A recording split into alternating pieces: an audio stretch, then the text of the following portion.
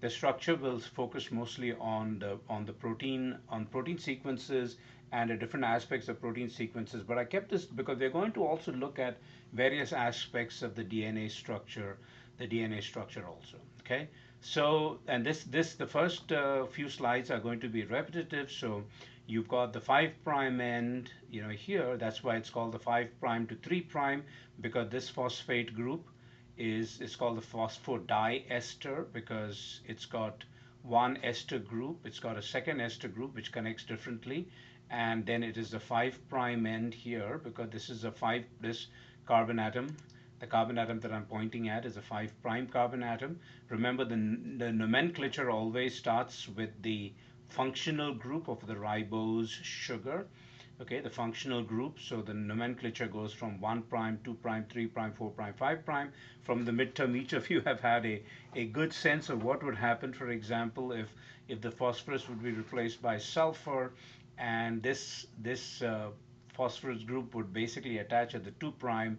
And I think most of you came up with some combination of a correct answer that it would seriously render the entire DNA structure feasible, not feasible, because it would completely disrupt the di the di the double-stranded helical structures. Okay, so once again, these are, so you can see that in the case of the deoxy comes from here. In the case of RNA, you have an OH group attached here.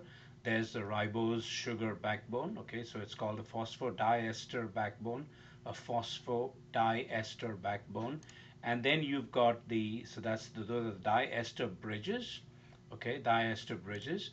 And these are the nucleic acids. So you see guanine, cytosine, thymidine, and adenine, and the complementarity says that adenine goes with thymine, and the cytosine goes with the guanine. Again, a lot of this is pure repetition, but again, we're looking at the same information from the perspective of structure. And guanine and adenine are purines. That means they have a few six-membered ring with a five-membered ring, and then the thymine and the cytosine are pyrimidines. So you always have a purine complementarily matched against a pyrimidine, and a pyrimidine with a purine. So once again, here's another way of looking at the phosphodiester bridge. The phosphate in this case arises from H3PO4, and you can see that the adenine and the thymine are connected, and that's why when we talked about the hydrogen bond, that is why it is so important. Curiously enough, there was a time when we were interviewing students who wanted to join our program, and I would ask them a very, very, after nothing, they had these impressive looking resumes, impressive looking transcripts, impressive looking. Oh, I did research here, I have a couple of paper here, and I used to just say, okay, give me a very simple question, the answer to this very simple question: what is the hydrogen bond? Why is it important? And I would say in all of that, only three students answered the question correctly. Okay, so again, what is foundational is really very important. So once again, we have, and you can see the adenine and thymine, because of the nature of the way it's presented, that you're going to only have two hydrogen bonds, whereas in the case of guanine, and because of the way the guanine differs from the adenine, you have three, right? You have three hydrogen bonds connecting to it. So in this case, just from a color code standpoint, the adenine is green, the thymine is pink, the guanine is purple, and the cytosine is this reddish orange. Okay, so the DNA, again, all of it, basically it's the hydrogen bonding which sustains the structure. And once we come to secondary structures of protein, you'll realize that it is the hydrogen bond which even sustains the secondary structure, because helices and beta sheets are held together or put in place, or that structure is conserved because of the hydrogen bonding. Okay, so if you look at it from a more of a how busy it is, when you look at it from a representation of an atom as opposed to as opposed to uh, kind of a more stylized version. You can see how busy it gets, and also you have a better idea of the helices. So you can look down a helix and identify it differently. Once again, this shows you this. This is a standard DNA structure called as the beta helix, the beta helical structure, and the beta helical structure is the most prominent, it's the most prevalent, it is also the most stable. So you will see that there is this thing called as you see this groove, it forms a groove if you look at it. This is a minor groove. On the opposite side of a minor groove is a major groove. And much like a sine curve, you will see that you have in a sine curve you have the peaks and the troughs, and then the peaks followed by a trough, and then or even for example, if you look at a sine wave related to the electromagnetic energy, when we look at wavelengths and frequencies and things like that, the wavelength is the distance between two successive peaks or two successive troughs, right? So you will see that you have a minor groove, and then the minor groove opposite to it is a major groove, and then the minor groove and the major groove, minor, major, minor, major, they alternate, major, minor, major, minor. And so you will see that curiously enough, the nanometers is 10 to the negative 9 meters, and you will see that between two nucleotide bond base pairs, between two pairs the distance is 0.34, and also that means between two successive minor grooves or two successive major grooves, the distance is exactly 10 times that of the distance between two adjacent base pairs. Okay, so once again, the 2 nanometers is the radius of this helix. So if you look down that particular helix, you will see that if you look down that helix, you will see that it appears kind of like a circle, and you think of it in a very weird analogy. Think of a spring. You can see the spring, you can see the coils of the spring, but once you look down it, it basically feels like a circle, and therefore there's a diameter, and that diameter is 2 nanometers. Now this is for the most prevalent, the most common bDNA. Okay, there is the aDNA and the zDNA, which are slightly different, which we are going to come to. So your standard double helix is the B-type double helix. And again, a lot of this is repetitive for you, but again, I think this sometimes a little bit of background, because each of you comes from a different educational background. So sometimes, refreshing some of this is not a bad idea. And you have an RNA DNA or an RNA RNA complex, which looks like the A type, which almost feels a little squished. And then you've got the Z type DNA. Now, if you look at the Z type versus the B type, the standard double helix is a right-handed helix. So think of it this way: if you held your index finger and you went in this direction, which means you went. Now you guys are seeing it in the opposite direction, but if you rotated your finger clockwise, that's right-handed. If, on the other hand, you rotated your finger counterclockwise, that's left-handed. So while this helix has a right-handedness to it, this helix is left-handed. Okay, so right-handed and left, oops, left left-handed. Okay, so there are three types of helices. Now there are many other kinds of helices that you will see, and the next slide will actually give you an idea of some of the dimensions and the distances and their handedness, etc. But again, so you will see that the Z helix kind of looks like the B helix, and it's like, well, what seems to be the difference? The difference is just the handedness, and there are some other measurements which are also slightly different. Okay, so the helix sense is the A and the B are right-handed, RH. The Z is left-handed, and so you will see that the Z is also a little stretched out compared to the B. So the base pairs, for every time you have a full turn, there are 10 base pairs, right? So for example, you'd realize that for each turn, right, is 10 times this. Between minor grooves or major grooves is 10 times, and because it's 10 times, you will see that there are 10 going to be 10 base pairs, because each of this is 0.34 to 3.4, which means it's going to be 10.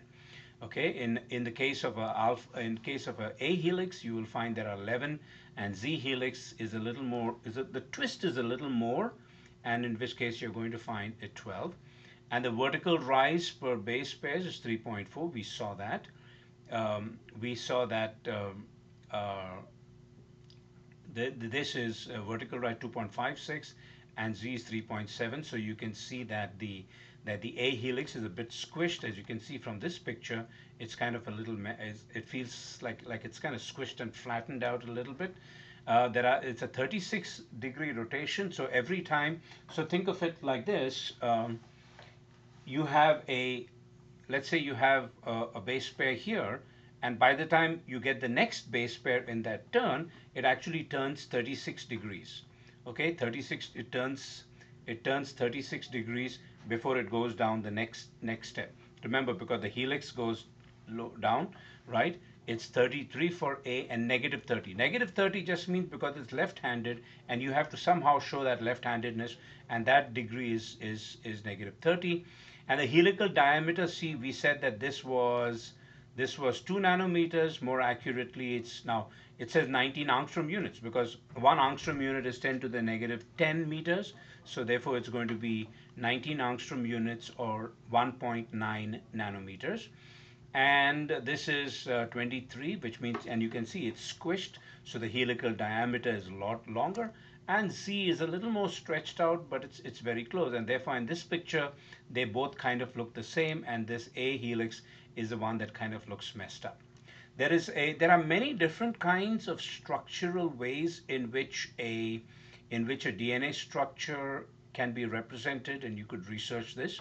But in addition to the A, the B, the more standard ones, you will find that there is what is called a Holliday junction, which kind of looks like a cross. Again, the complementarity is there, but again, so it's used for genetic recombination, DNA repair, and again, as I said in the third point, is that the base pairing is preserved, which means, again, the complementarity, A with T, C with G, is sacrosanct, right? That cannot be violated. Now, in the case of RNAs, especially in the case of transfer RNA, you'll find that some of this is violated, but not necessarily strictly in the way you see it. Okay, so you will see there are actually 4 strands. So these are forming the helix, double helix, and then it kind of loosens up, and then forms a double helix with another strand, and then this loosens up and forms a double. It feels like a cross. It's not strictly speaking a cross. Okay, and so you will see this information. Oops.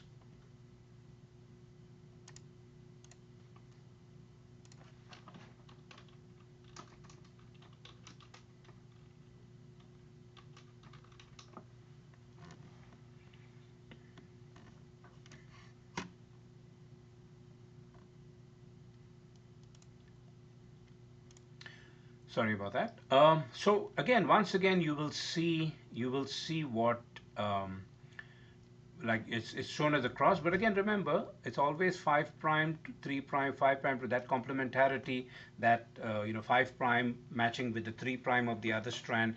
That is also maintained. That is not messed up with.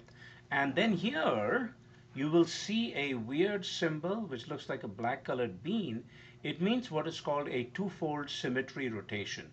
What is a rotation of symmetry? A rotation of symmetry means that you perform an operation, you rotate something, and it ends up looking exactly the same. If you rotate something and it ends up looking different, then it's not a symmetry. Okay, which means that if you see this and imagine something going into the plane of the board, of a blackboard or your page or your screen, and if you rotate it around that, it doesn't change anything. It looks the same. Okay, and this tells you that this is a rotation. Now, this particular symbol that looks like a B means when it's called a twofold, that is 360 divided by 2, 180, which means if you rotate it around 180, it looks exactly the same. But not in every case. Remember, there are 3 dimensions, right? It means that only in this dimension. If on the other hand, if I had this same bean thing, black bean thing here, and I rotated it this way, that is not. Then the end product, when you rotate it 180, doesn't look the same. The moment it doesn't look the same, that means, now think about it this way. There's another operation which is theoretically supposed to work, but most of us don't. So if I have a mirror image here, if I have a mirror image, ideally, the one side of my face is supposed to be equal to the other. So I'm supposed to have a mirror image right here. But obviously, our faces are generally misshapen, and you can go to the bathroom and see exactly whether you're really symmetric. In fact, what they say is people who are models, people who are attractive, and therefore, they sell their attractiveness in whatever way. It says that they tend to be more attractive because their faces are very symmetric. So these model agencies, these experts, etc., they look for that symmetric nature of the face. Okay. So in this case, it's not going to be a rotation. It's going to be what is called a mirror reflection. Okay. That's another operation. So if I do a mirror reflection and I look exactly the same, then it means that I have a mirror of symmetry. Okay, so you will see that so you can see that this shows that there is a helical thing, it's a double helix, and then it kind of opens up and then it forms. So there are four different DNA sequences. Now this is the real picture, and you'll see that though it appeared like a cross, or in this case it's represented like a cross or an X, you will find in once you really determine, look at the structure of it, it's not going to be. So, okay, so you'll see that one side, it's kind of an X, but the X looks kind of like this, right? So the degree is 106, and then this is 101. And then the strand which crosses over and forms the other one is called a crossing strand, and this is called a continuous strand. Now, notice how I said it starts becoming a double helix, double helix, double helix, and then it kind of releases. So that is where the dipeptide kind of breaks. It's called a sessile phosphate. And a sessile phosphate is a phosphate which is susceptible to attack. Remember, for DNA repair, for genetic recombination, you need to open that. So that phosphate is more susceptible to enzymatic, like an enzyme will be able to break that bond as opposed to anywhere else. Okay, so this is what is called a Holiday junction. And I just want to show that because we're looking at structure, it's a different way. It's a different way of looking at various. It's a different way of looking at DNA. That it can take different forms. Any questions up to this point?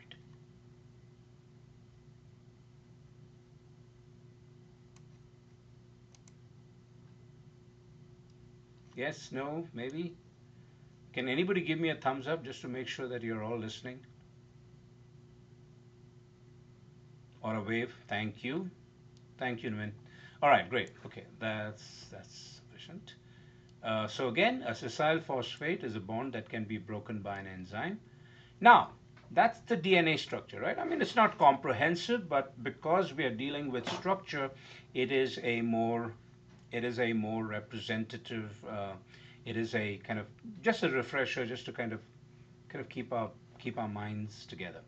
Okay, now when we look at the RNA structure, obviously the most obvious one is that this is ribonucleic acid. So on the 2' you're going to have a hydroxyl group, which is an OH functional group in organic chemistry, as opposed to just hydrogen, which is what we find in deoxyribonucleic acid. The rest of it is the same. But in the case of some things, you're going to get some additional. This is the same, the phosphate sugar, the guanine is the same.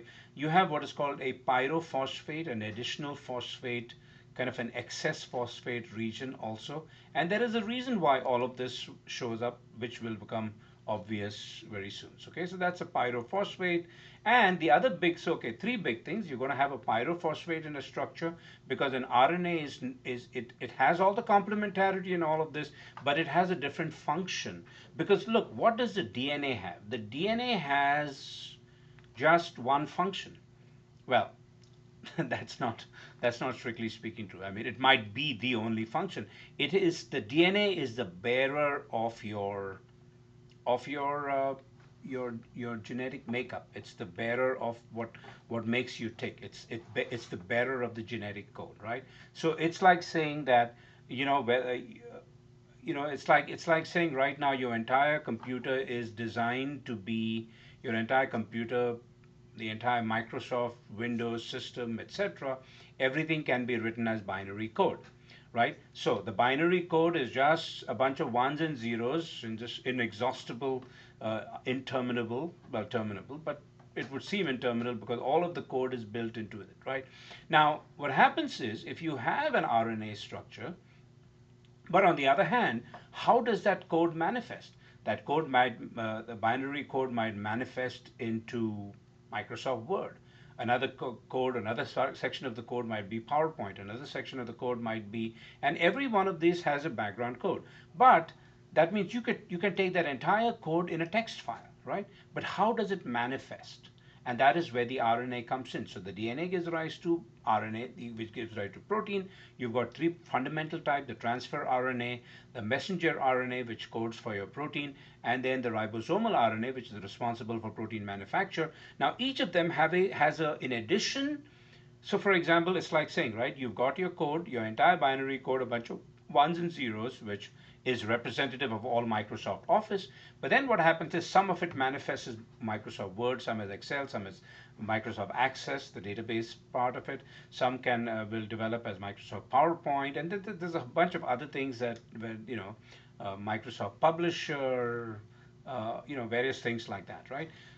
So, and the other important thing is that the thymine is replaced by uracil. So, what is the difference between a thymine and a uracil, right? And that is the important thing. See, RNA does not form a double stranded like DNA. Yes, in parts the complementarity is maintained.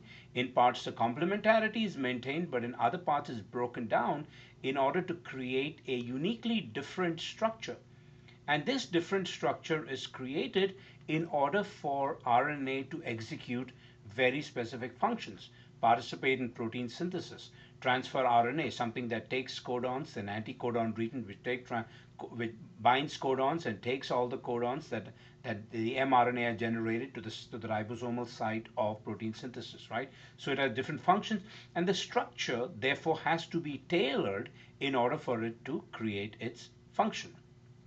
Okay, so here's the schematic of the fold so you will see that there is complementarity here, and then you will see there are some other things here. There are other things here which are modified, so you can see, and again, I don't know whether you can see it really well, but anything that's grade is modified. Anything that's grade is modified, okay? And there are different ones. It's hard to see here. So the D's you can certainly see. This is an I, which is ionosine, dihydrouridine, which is ionosine is a different version of adenine. Dihydrouridine is a different version of uracil. Ribothiamidine is a different version of thymine. Methylguanosine is a methylated version of guanine. Dimethylguanine and methylinosine of adenine, right? So what happens is you have these structures which are different.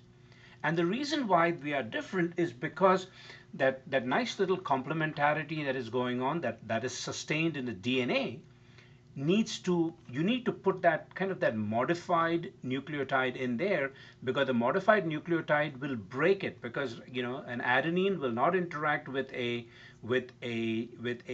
modified thymidine like ribothymidine. And so what happens is that complementarity is broken, so that kind of it separates out, and then the structure changes. So you see you have that. This is just a stylized schematic version of it, right? So you've got complementarity whenever possible to sustain the structure, and when the structure needs to be modified in order for RNA to execute its function, it's modified by the presence of all of these things, okay? And so there is the codon region. This is the anticodon region, which basically plucks out the codon, which is based on complementarity, and carries it over. All right, now let's just take a look at the definition of the unusual bases. Ribonucleic acids consist of linear arrays of bases, some of which have the hydrogen bonding capacity to interact with others to form base pairs. That is this. And then, in addition to the standard Watson-Crick base pairings, RNAs have unusual base pairings that give rise to many tertiary structures that are now known to be important for a variety of biological functions. And what you will see is, how does this break? Okay, it breaks because the way these nucleotides have been modified is they're just made bulky. Okay, now when they are made bulk, and this is all taken care of by nature, right? So now when they are made bulky, what happens? So can anybody tell me something called a steric strain? What is steric strain or steric repulsion?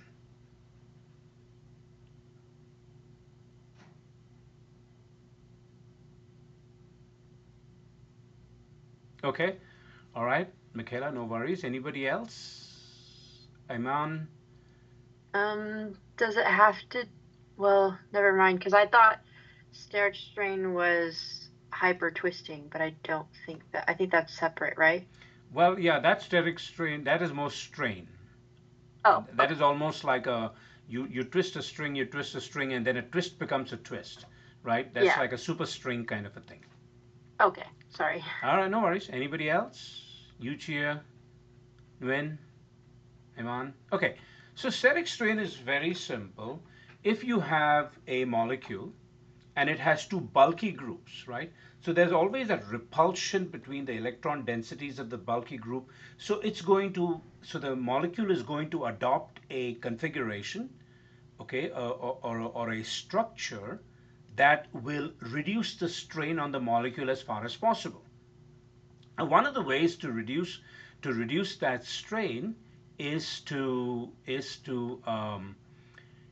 basically have the bulky groups twisted on either side of the molecule to kind of equal balance the strain, or to go as far away as possible. That's basically steric strain. It's also called steric repulsion when you have two bulky groups. Now, let me open the let me open the and create um, just another slide, and just to illustrate this point. And I wish I could do a better job with this. Anyway, so let me insert a molecule. Let's say I have a simple organic molecule.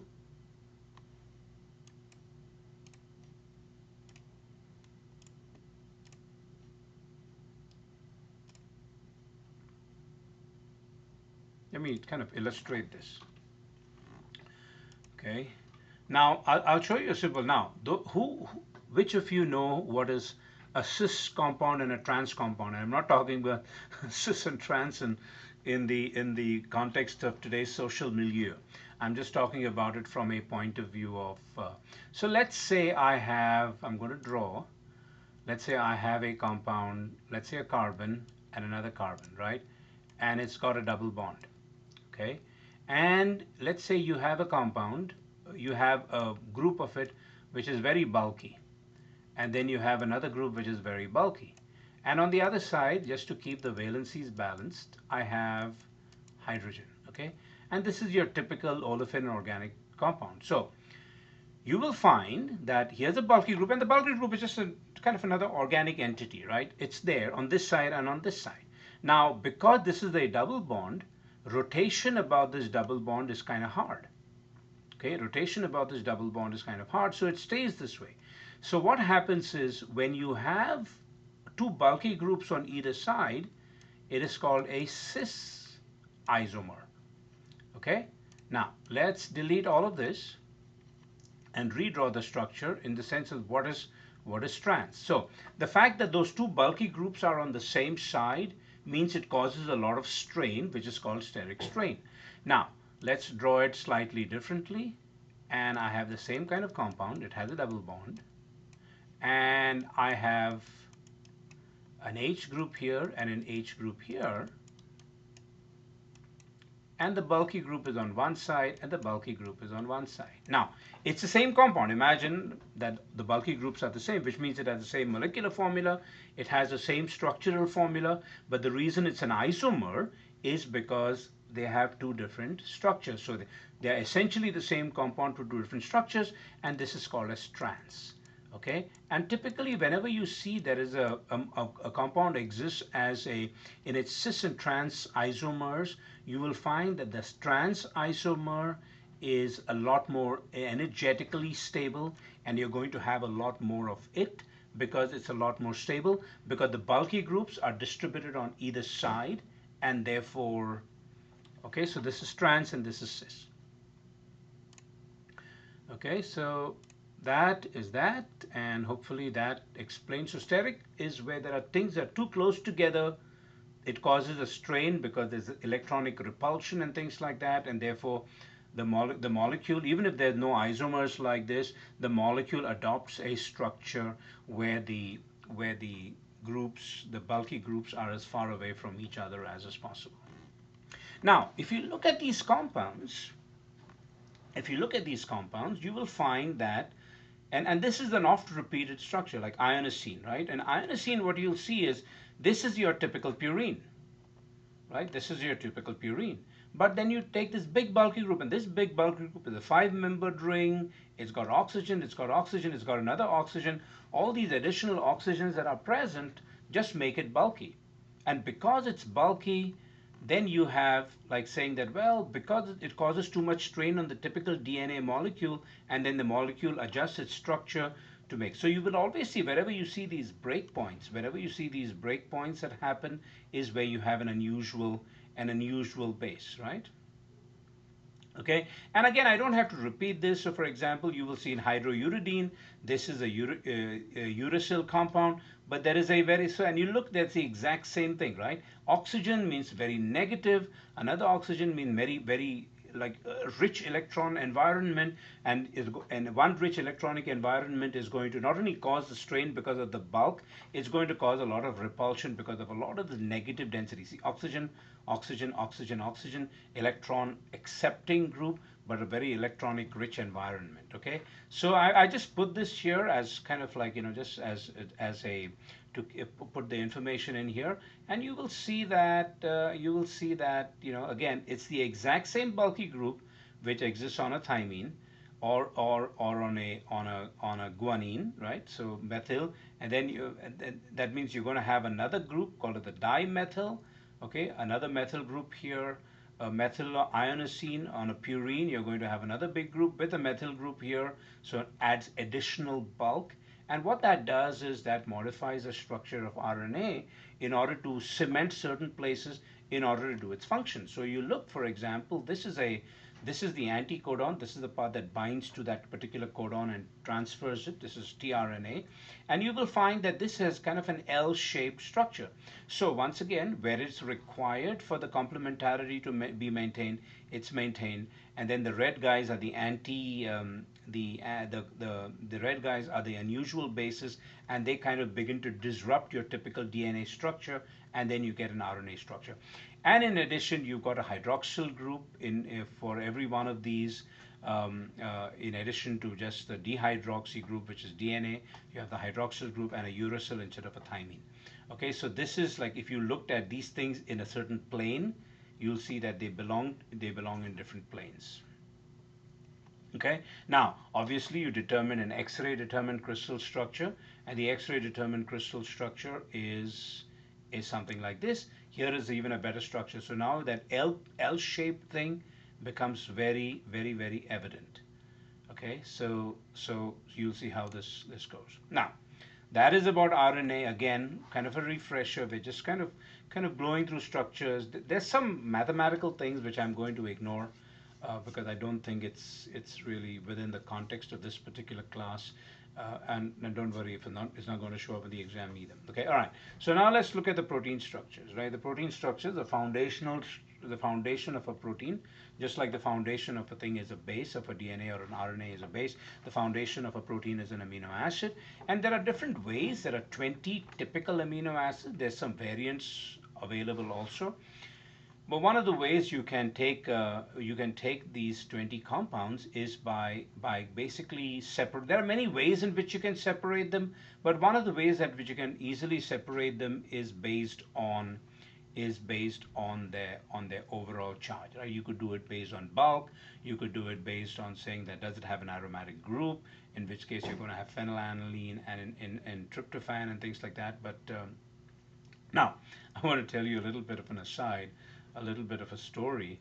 Um, so my experience has to so the let me see, what am I doing? Okay, so you've got the amino acids, and so there is, every amino acid also has a three-letter code, and it has a one-letter code. Okay, and again, with time, you kind of begin to understand what this is. So you're going to look with the non-polar hydrophobic, which means very little charge. And again, the foundations of a protein are still that peptide bond, but then anything that's unique about an amino acid comes from its side chain, right? So that's what we're looking for. So we have the non-polar hydrophobic, and then you've got glycine, alanine, valine, leucine, isoleucine, methionine, phenylalanine, tryptophan, and proline, which means they have no charge, nothing that is charged around them. Then you've got the polar hydrophilic, serine and threonine have an OH group, cysteine has a sulfur, tyrosine is a ring with an OH group, asparagine and glutamine have amino groups. And then you've got a few which are electrically charged, which have negative and hydrophobic and negative and hydrophilic. And though for that you have aspartic acid and glutamic acid. Now, asparagine is a derivative of aspartic acid without the OH group, but in NH2 group, and glutamine is a derivative of glutamic acid with an amino group and not the hydroxyl carboxylic group. And glutamic acid has two COOH groups. Similarly, so those are acidic as glutamic acid and aspartic acid. And then on the other hand, you've got the electrically charged compounds, which are lysine, arginine, and histidine. Okay, and again, in that Proteins for Dummies book, I had learned about how why these are, why are they given the names. I'll just give you some. Okay, glycine, aniline, valine, lysoleucine, isoleucine, methionine, uh, tryptophan is they pretty much ran out of alphabets. So most of these are P. But now you've got a proline with a P, and a phenylalanine, which also starts with a P, but because the pronunciation of phenylalanine is an F pronunciation, they have the single letter code is F. All right. Let me see what else. Glutamine, again, I'm just talking about the book's Protein for Dummies, which explains. So glutamine was Q because a variant of it could be cutamine. Again, don't complain against me. I'm basically reproducing what was in that book.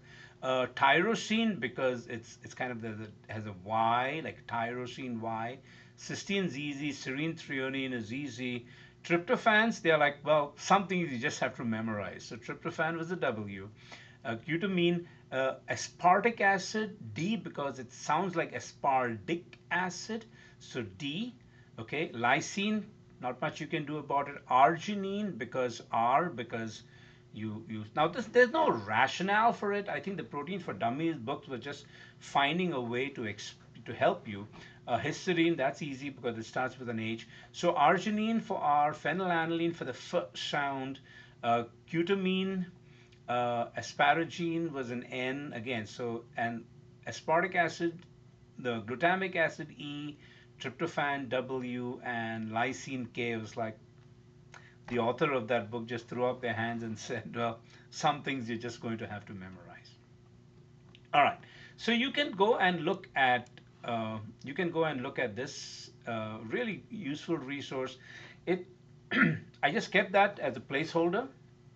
Keep it at the back of your mind. We're not going to visit it by any stretch of the imagination, but it just gives you kind of more information about amino acids. And once again, so you can look here at the various structures, the acidic. So as I said, aspartic acid has glutamic acid has two OH groups. Aspartic acid has well, the aspartic acid also has two. Glutamic acid has two, but there's some foundational differences here. Well, that's not true. Glutamic acid has an additional methyl group here. So amino acid is because on one side you have an amino group, which is the NH2 group, and then the other side has a COOH group. Okay, and then it's that thing. Now you see that this particular bond looks like it's like a wedge shape, right? Let me. You see, it has a wedge shape here. It is more like a wedge shape, and again, that's a traditional. Is that means that in a structural standpoint, it's coming out of the plane of the screen or the board or something. On the other hand, if it was a dotted line, then it was going inside the plane, okay? So let me make this small again.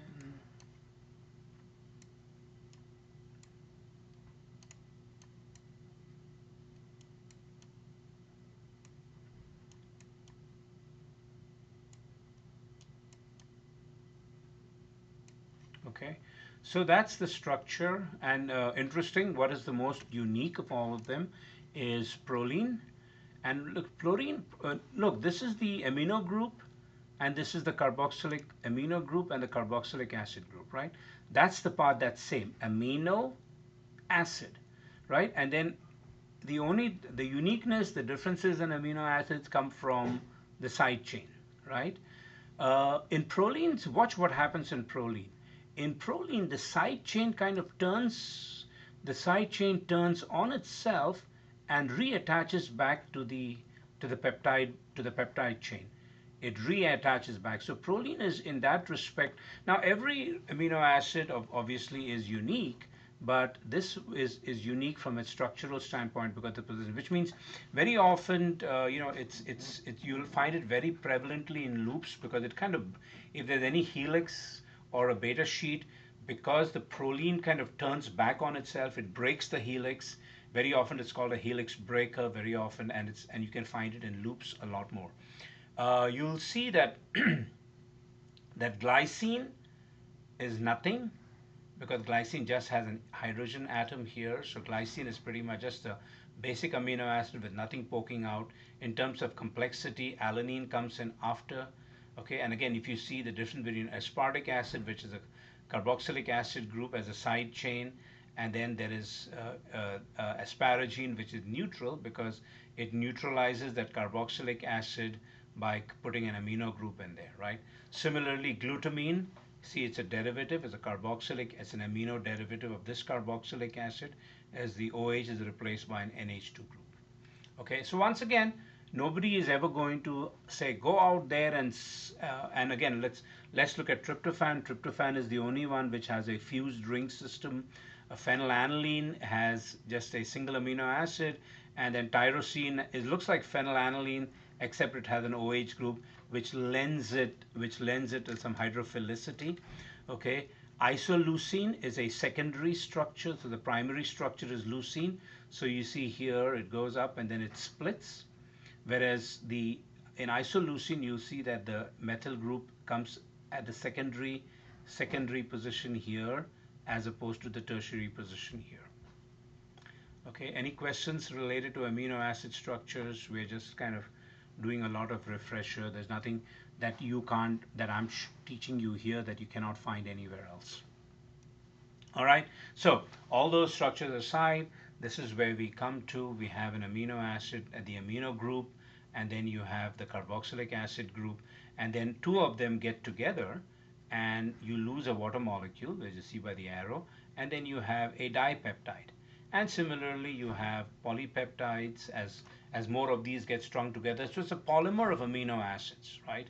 It's not a homopolymer in the sense they're not the same amino acids because it's really hard to find the same amino acids. I mean, they are there, but you can also see that once it becomes a polypeptide, a long chain, and if it's expressed by an in a natural way, it's called a protein.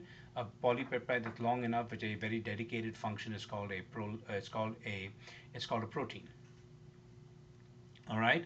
So again, so when you have the peptide bond, you see that CONH, the amide bond, CONH, and you string a whole bunch, and the ellipses indicate there's a whole bunch of amino acids attached here. You're going to get kind of a polypeptide.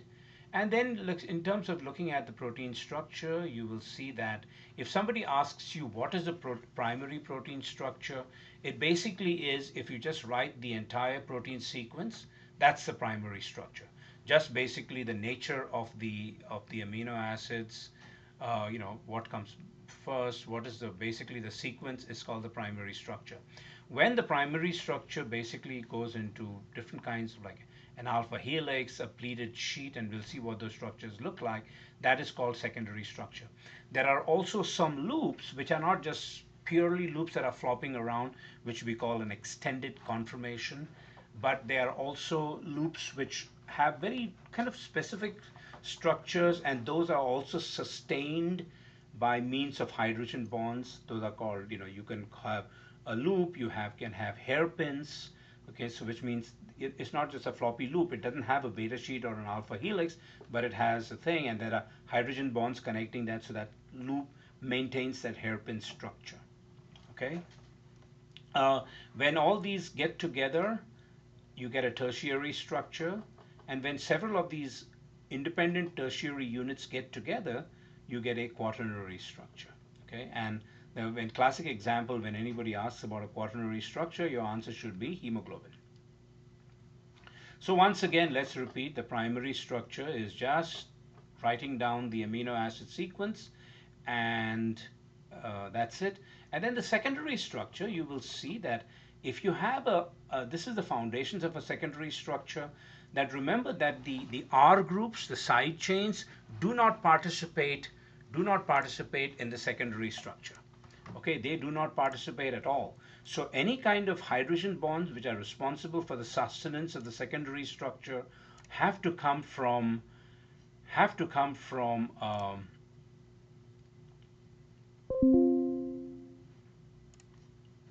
have to come from the peptide bond region. So for example, what's this hydrogen bond?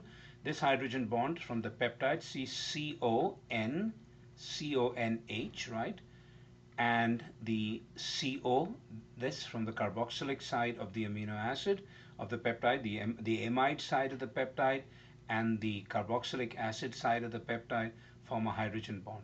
And depending upon how strong that hydrogen bond is, you basically get the secondary structure. So again, remember, very often in an exam, I will ask exactly how the are not in your final exam, but I will ask how does the side chain, the R's in pink here, how they're responsible for the secondary structure, and your answer should be they are not.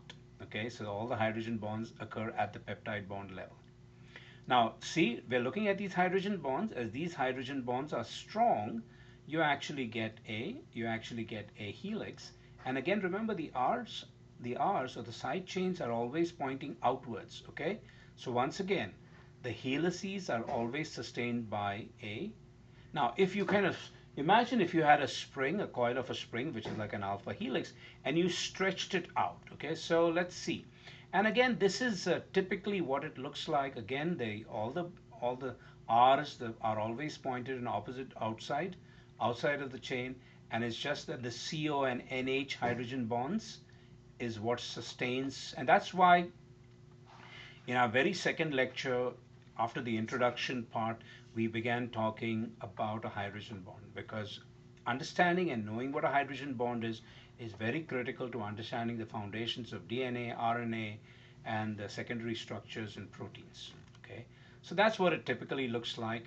Now, there is a and there are many places on the internet that you can find out what is an alpha helical wheel. So let's go back. So you see this is the right-handed alpha helix. Now let's assume here, you were standing here and you were looking down, and so then what happens is you begin to see the alpha helix as a wheel. Okay, and let's say the first amino acid is here. Remember how I said that the degrees, because just like you have the double helix of a DNA, as it turns, you'll see each base pairs and the other base pair is, it goes lower because the helix, the spring comes downwards, it spirals downwards. The other one is 33 degrees away. In the same way, in the helical wheel, you'll find that the alpha helix starts out at position 1, and guess where position 2 is? Again, that's, if you basically looked at a helix down it and you'll see all of its circles, you'll say which way are the R's pointing, because again it's a spring, so it's always on the next level, next level. Again, I'm not sure I'm explaining this too well, but you'll see that this lysine, K for lysine, is on position 1. Guess where position 2 is? Here. Okay, position 2, because it's pointed that way, that way, that way, and it just kind of circled. So it's, if you actually measured that angle, it's 120 degrees away from 1 to 2, and another 120 degrees from 2 to 3, another 120 degrees from 3 to 4, and then 100. So it just keeps going in these 120 degrees, 5, 6, 7, 8, etc. Okay, so you're looking at it as a circle, right? But remember that it's kind of like a spring. So if you look down at a spring and things were pointed in every direction, but if you kind of look at it as a circle, that's what you're going to get. Now, did anybody notice anything else? So let's assume that all the red are the hydrophilic or the charged things, right? And then the blue are the uncharged hydrophobic side chains. Okay, so in that, if that is the case, then ask yourself this question: is, notice something interesting about the way this helical wheel looks.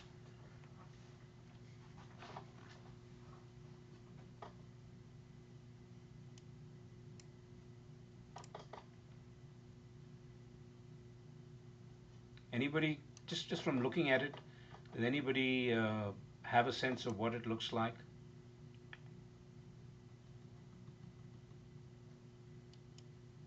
Okay, let me ask in a different way. Has anybody heard of what is called the amphipathicity or the amphiphilicity of a helix, of an alpha helix?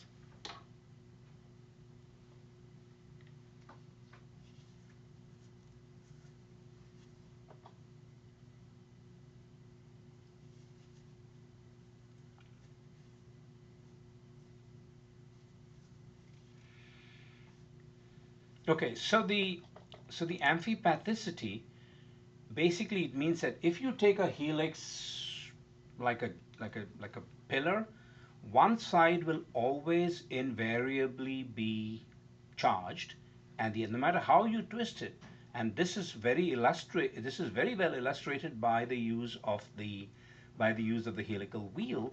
Notice that all the red guys, depending on how it all showed up on one side and the blue guys on the other, and this is necessarily true for other than a few things here and there, other than a few anomalies here and there, you will always find that the way the helices, though it's down a spring, you will find that the way that R values, you will always find that one side is always hydrophilic and charged, and the other is always hydrophobic and uncharged. And you can try this for now. You can't try this for any theoretical, like, oh, I just made up a bunch of uh, amino acids, I strung them in a row. Now, you can go online and say create a helical wheel for me, and then you'll put the amino acid and it'll create a helical wheel for you. But the question is, can you create a helical wheel where it was meant to be a helix? So if you take a, like a helix structure from anywhere and put it into the a helical wheel, and for example this Krauthammer, uh, we actually postdoc together at Yale. If you put this together in a helical wheel, you will find that this particular thing emerges. Okay, and that's called the amphi. Amphi means double, right? Amphipathicity, like hydrophobic on one side, non-hydrophobic on the other side, or you can call it amphiphilicity, where it's charged on one side and uncharged on one side. Okay, now because we are looking at helices, much like we saw three different fundamental structures um, of amino acids, you will find there are three fundamental structures of helices. One is called the alpha helix. Now the alpha helix is your traditional helix. It's a right-handed helix. Okay. you see we're turning it this way. Then there is what's called the 310 helix. The 310 helix is is is shown here, and then there is called something called as the pi helix. So once again, in a standard alpha helix, the residues per turn is 3.6. The 310 helix seems to be stretched out a little bit just from this picture, and I don't know whether this picture does the information justice. Um, and you will see that it has a residue. It has three residues per turn, and then the pi helix. And a turn just means from one part going full circle and coming back to the next part. Okay, and then it has 4.4. As you can see, the pi helix is kind of squished.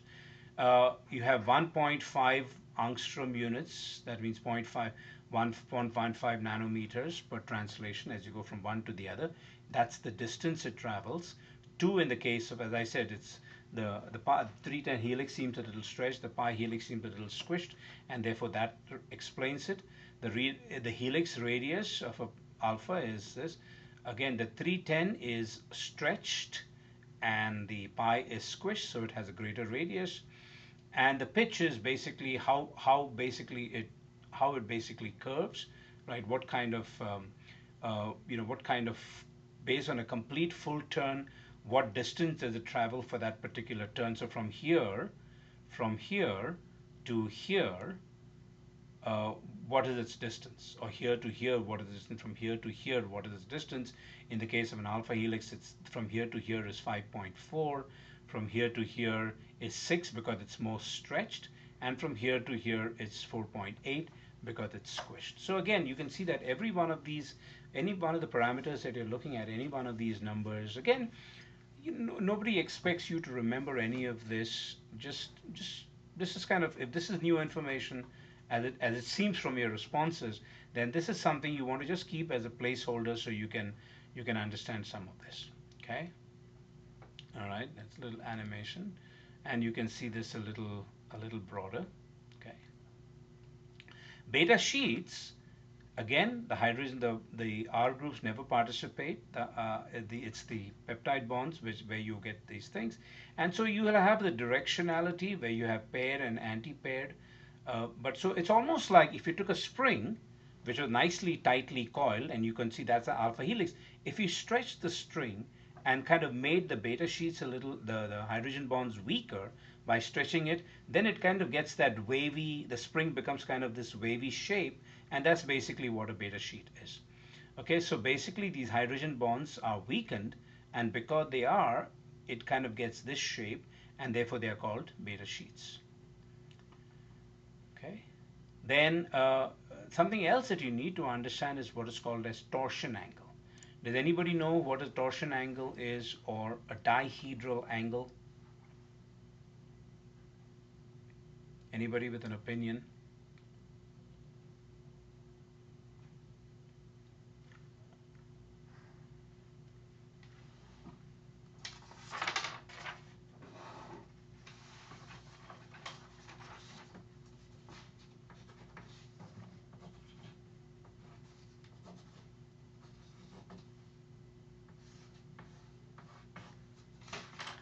So what is a torsion angle? So okay, now everybody knows what an angle is, right? So let's look at what a torsion angle is. Now I have a sheet of paper here, and assume that we have an atom A, then we've got one B, and then you've got one C, and then you got one D. Okay, so a torsion angle. So let's say, for example, if I folded it along BC, okay, along CD, along this line, if I folded it along this line, okay, so I'll fold a piece of paper. So now what I have is, and I'm not done a good job folding it, is I folded this piece of paper, and I actually have four atoms, 1, 2, 3, and 4. I have four of these atoms, and but so, or think of these triangles as ACD and BCD, two triangles, right? Which means that these four angles, these four atoms share B and D, C and D, right? The one I have drawn. So when I fold it across this, a torsion angle is the angle between the two planes. So this angle here, this angle here is the angle between the two planes, and that is what is called a torsion angle. And it's important that you understand this torsion angle because it's going to become evident pretty soon. Okay, so once again, you see these four atoms, right? Four atoms, but the C and the B and the C are common to that. So if I turn this, so these four atoms, if I turn it or turn this particular angle around so it looks like this, see this B and C along this B and C, the plane of this triangle A, B, and C and B, C, and D, right? This plane, if I fold it over, you see that that angle between those two planes is the torsion angle. And this torsion angle is very important because if you look at the structure of an amino acid, you will find a structure of a protein, you will find that again. So let's look at this protein from the perspective of the amide bond, right? So you have the alpha carbon atom, which is so here's your peptide bond, CO, CONH, that's the amide bond. And now let's not worry about and then the alpha carbon atom attached to the hydrogen bond, and then that goes into the side chain. Okay, so let's not worry about that. We are staying just with the protein backbone. Okay, so we have the amide bond, and then you have the alpha carbon atom, then you have another amide bond and another amide bond. So now what happens is, let me see if I can trace it really well, and I should basically do. So you'll see that I have this, right? 1, 2, 3, 4, right? I have these planes that I see, and in these planes you will see that that particular angle between these two planes is called as the psi angle. The psi angle, okay? Then I've got between these two planes here, I've got a phi angle. Just give me a second, somebody's knocking at the door.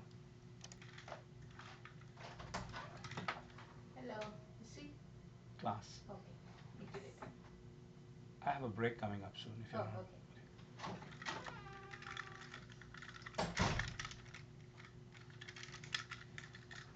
Okay, so so you see that phi angle. So there's psi, and we used to call it phi, but you can call it phi.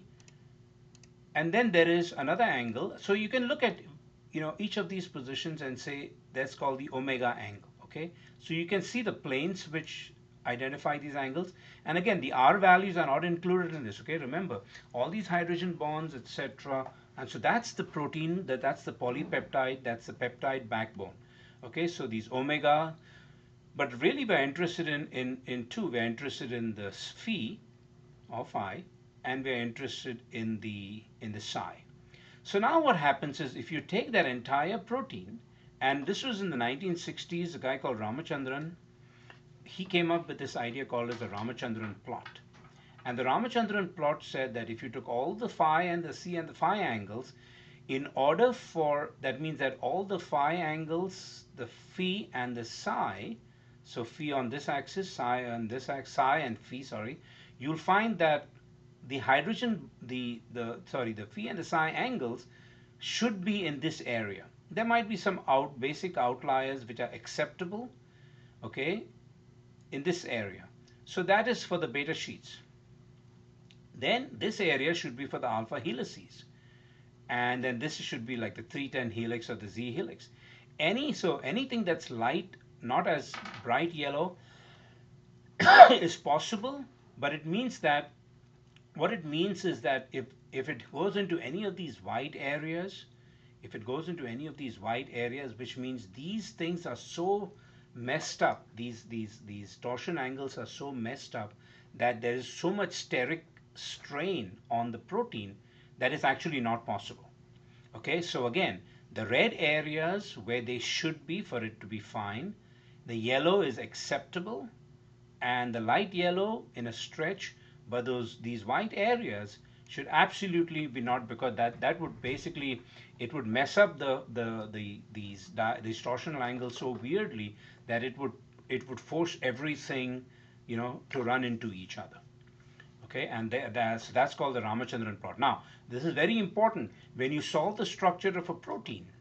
When you solve the structure of a protein, you have to basically send your structure, your XYZ coordinates, and then the place, the protein data bank, and there is one in Europe called PDB-E, and I'll show you how to look at the PDB, and there is PDB J for in Japan, and they are maintained independently, but to a large extent they mirror each other, and you will find that these are uh, very, very important. And if they are, they will actually do a Ramachandran calculation of all these angles, and then they'll tell you something is seriously wrong with your structure. Okay? All right, so there's your steric hindrance once again, just to kind of reinforce that definition. Some values of phi and psi are so forbidden that some atoms will come too close together and then push each other. That causes a lot of strain. It's called a steric clash. So I'll stop here temporarily for about another 8 or 10 minutes, and then we'll continue. Okay.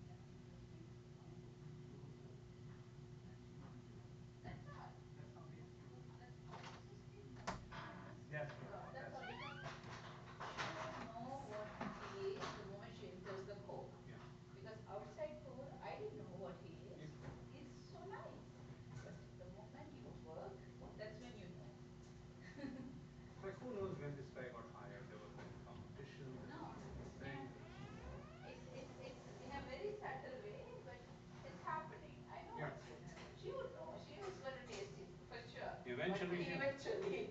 All right.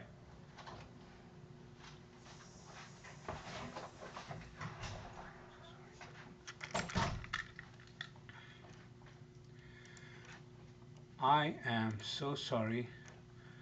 Uh, there was uh, there was an illness in one of our center people, and I was asking about them. But thank you very much for waiting.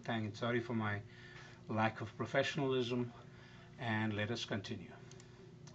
Okay, so when you look at the protein structure, and again, I'm not going to go into a lot of the details of crystallography or any of that. So I'll skip a few slides.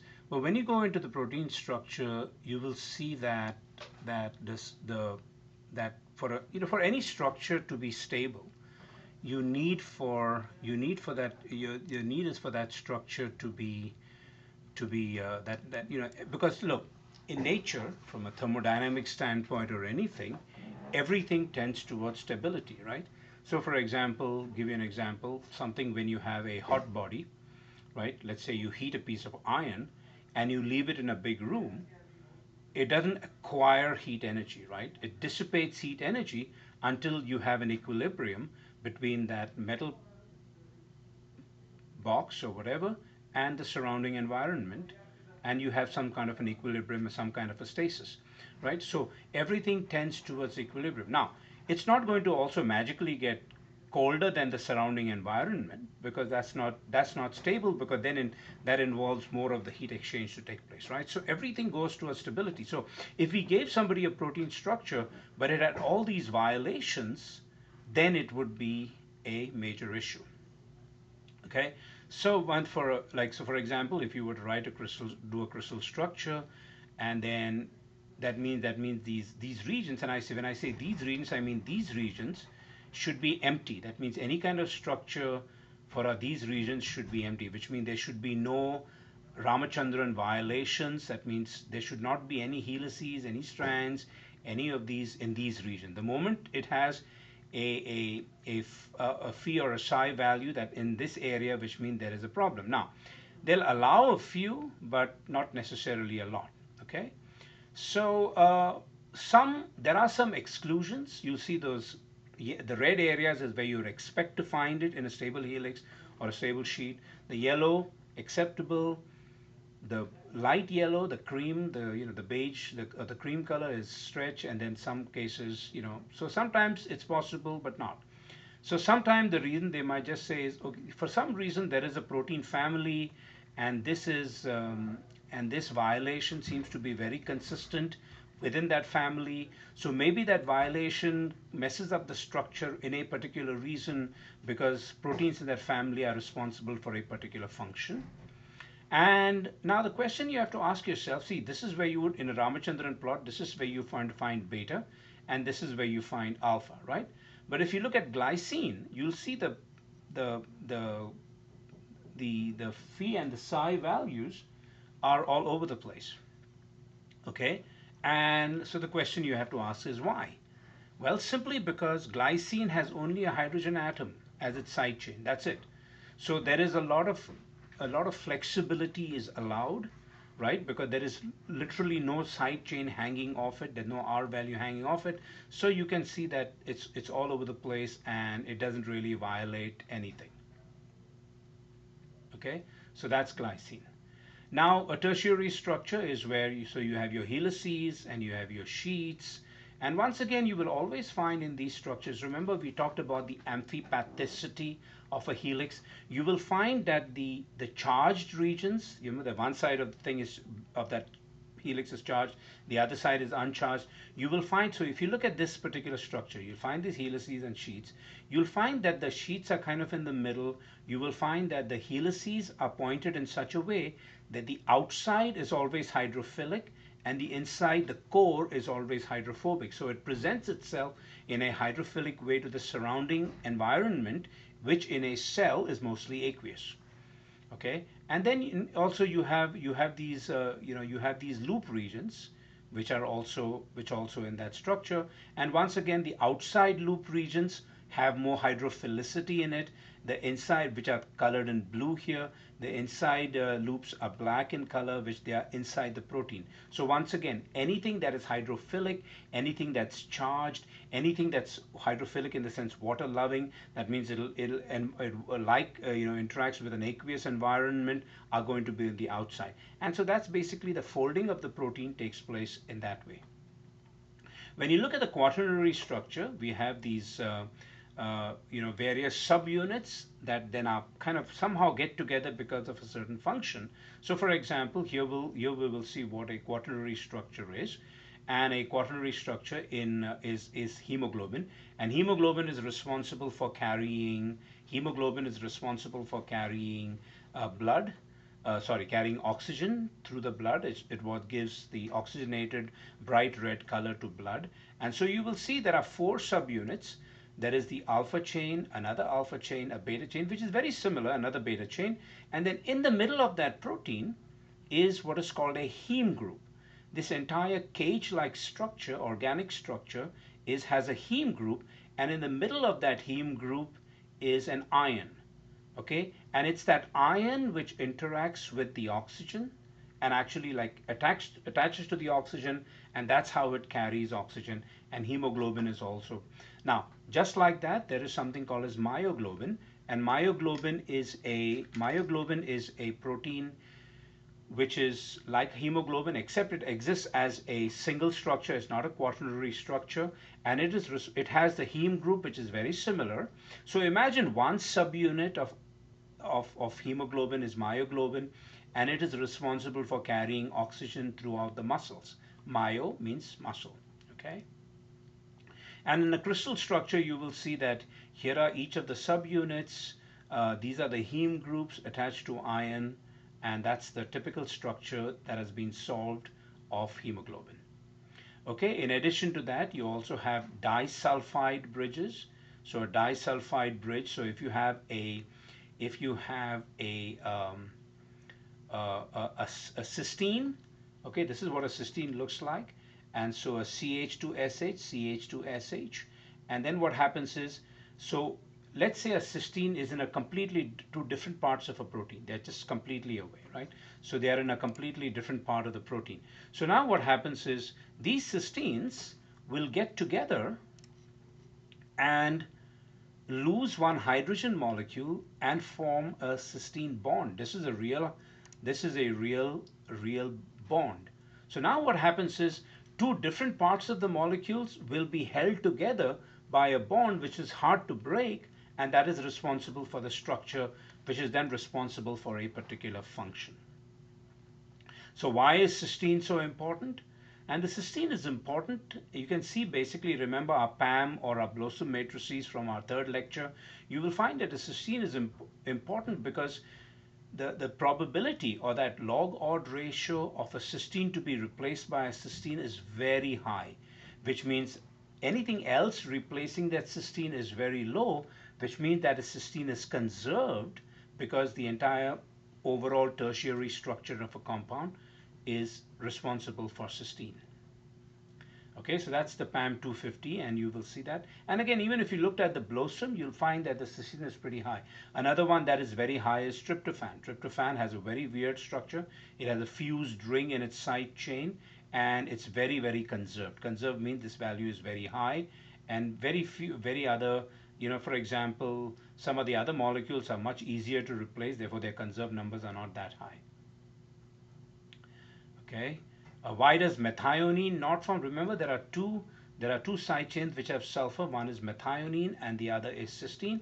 So why does methionine not form? So if you look at this methionine, the cysteine, go back to the cysteine, it has the sulfur is attached to a hydrogen atom, which is easy to release, and you lose two hydrogen atoms and forms a sulfur with a sulfur. In methionine, in addition to that sulfur group, it has a methyl group, a CH3 group, which is big group here. So you cannot form a sulfur-sulfur bridge because this methionine, which is a methyl group, a CH3 group, is really hard to get rid of. Additional secondary structure, you can have an alpha turn, The end residue are separated by four, like a, like alpha turn where you have four residues in that turn. You can have a beta turn where you have three residues. So now as you have few residues in that turn, it gets tighter and tighter, which means it gets more and more unstable. Remember, the R groups are always pointed outside, and the same hydrogen bond that sustain are from the peptide bond. So this again, you have a delta turn, a pi turn, where five bonds is good, but a delta turn is where it just turns almost instantly, and therefore it's sterically unlikely. So a hairpin is a special case of a turn in which the direction of the protein backbone reverses and the flanking secondary structure elements interact. So I said it just goes this way and it comes this way. So though it feels like a loop in the sense that there is, there's no helix, there's no beta sheet, it still is sustained and hydrogen bonds sustain it. Now this is the last part of the class. There is some other stuff which I honestly do not want to touch upon, but I will show you how to get to the hydrogen, will show you how to get to the protein data bank and what to look at, okay? So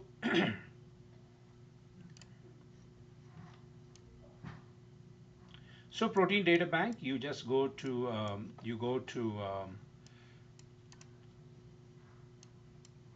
you type in PDB, okay, and this is RSCB. RSCB is Rutgers campus. So this is Rutgers University, but this is not in the Rutgers campus. It's in one of the satellite campuses of Rutgers in New Jersey.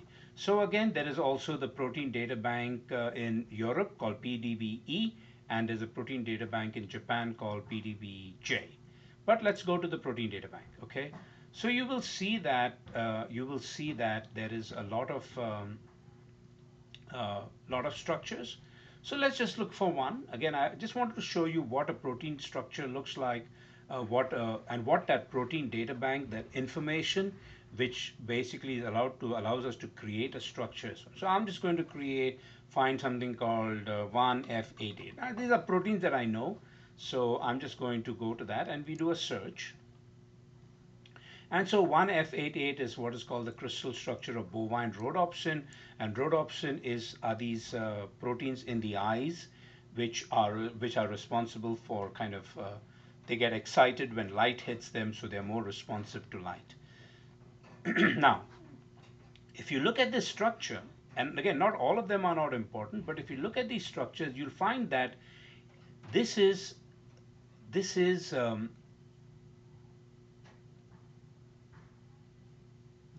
the Ramachandran outliers, right? Which means that in that particular structure, and now they used to not have this in the past, but in the last few years they have. So this is where you get a snapshot picture of what this compound, of what this is. And so you will see that clash score. So if you see these scores in the towards the blue, it means that that's good. If you see these scores towards the red, okay, then that means that there are unacceptably high number of these side chains and Ramachandran, which means some of those molecules are not very good. That there's weird clashes, and the Ramachandran scores says that there's a lot of steric strain and many clash scores, which means many of the side chains looks like they might run into each other. So there's something necessarily wrong with that structure. Okay, and so so here you have this structure. Here you can see what the structure is. It's like a dimer. So there are two barrel shaped regions here, and you will use some more information about it. And bovine, Bos taurus, which means it comes from cow, and then it tells you all these regions: hydropathic regions, hydrophilic regions of the protein. Is there any disorder? The disorder always means that you're not really sure of the structure in the beginning, in the N-terminus region and the C-terminus region. And then it tells you that these belong to certain very specific families. So the part that I wanted you to look at is, so if I wanted to, for example, go into download files, okay, or view files. Let's go to display files, and I can look at the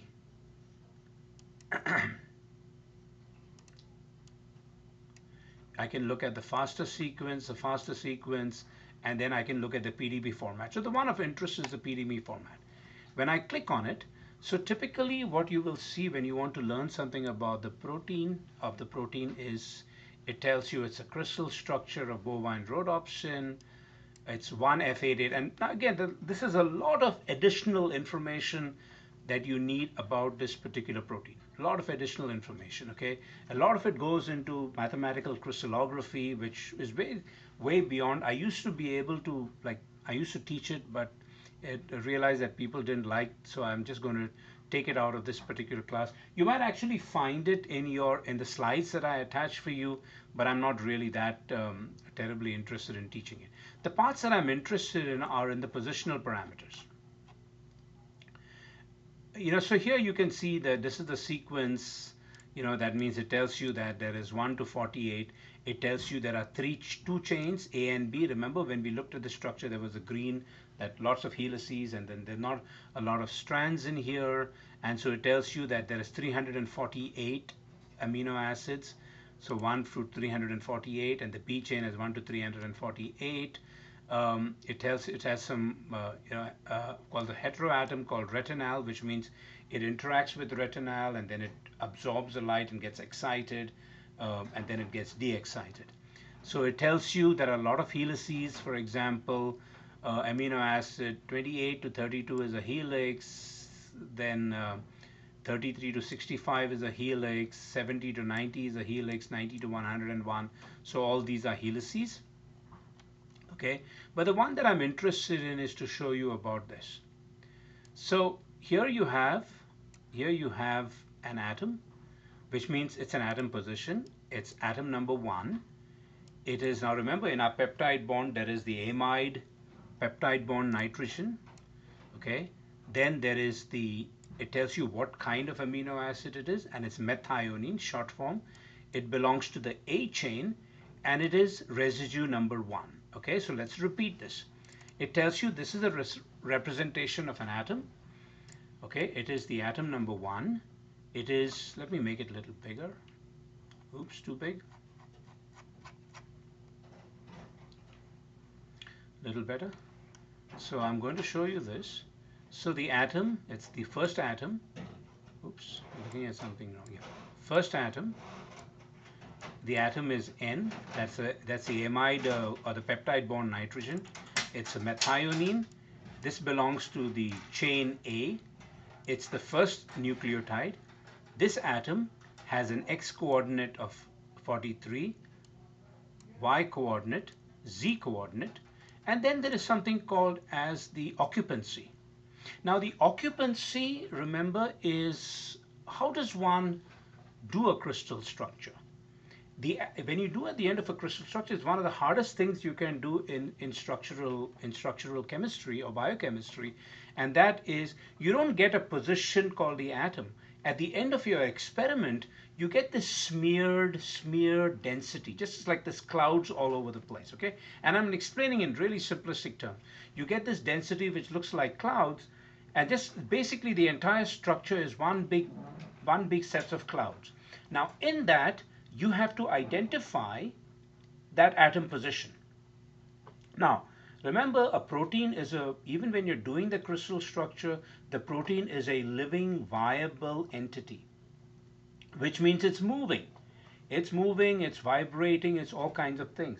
So sometimes what happens is when you look at the atom position, you'll find in that atom position that it looks like, well, the nitrogen should be there, but that electron cloud, that cloudiness is spread out over a long time. So the question is, eventually your positions have to match the density. So what you can say is, why don't I put in that big cloud region, which is supposed to be the density for nitrogen, but which seems to be spread out all over the place. Okay, think about it this way. Let's say you have a camera that has a very slow shutter, okay, a very slow shutter speed.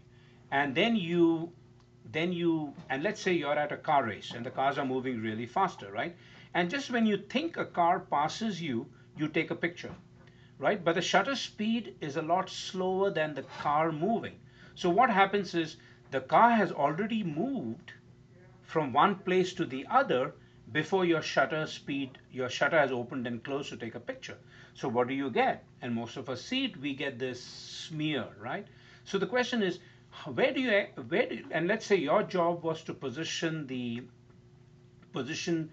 driver's head to the car, right? The question is the driver's head, because it is smeared, because the car moved from that spot to that spot a lot faster than your shutter speed, the driver's head seems to be smeared. So you're like, where do I identify? So it's like, in order to make sure that I'm representing this picture correctly in terms of where the driver's head is, I say, why don't I put half the head there and half the head there? And that is correct because then you're taking into account the total smear position of the head. Okay, and that's sometimes what happens is you might put half an atom somewhere and half atom somewhere else. And then you have, this is what is called a Debye-Waller factor. Each of these atoms, remember, because the things are never steady. Things don't, like in a picture, things might appear steady, but everything is involved in vibrational, translational, rotational motion. So this is a number, just in very simplistic terms, which is called a thermal parameter, or the Debye-Waller factor, and represent the smear of like how it is smeared. Okay, and that is, and then again, this is kind of redundant, but it tells you this is the atom type. Now let's look at the next one. The next one is talks about the alpha carbon atom. Methionine, positions, everything else is the same. This is the amide peptide bond carbon atom.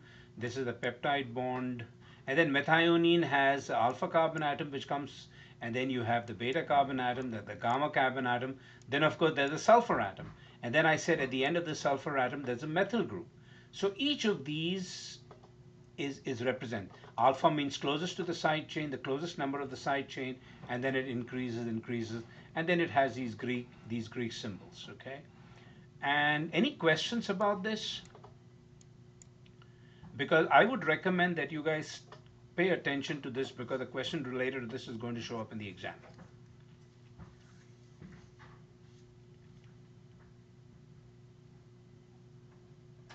So again, structure is weird because we approach structure from a completely different perspective. And there's a whole bunch of slides which I think are out of context of this particular lecture. So they're there, you'll receive them. If you want them, you can use them.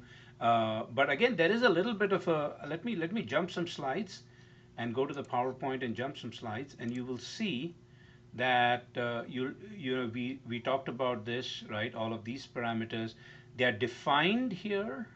They're defined here. All these terms are defined, like what each of those means. Okay, and this tells you a little bit about X-rays. It's not important. This goes into the mathematical crystallography. This tells you about resolution. A lot of this is crystallography that I don't want to touch into, but here again is the stuff that I need you to remember. See, so these slides will all be available for you, and the occupancy, the temperature factor, and then the generic atom type. Okay, and then of course there is homology modeling, which is if you don't know the structure, but you know something that is similar in terms of similarity, sequence similarity, then you can do.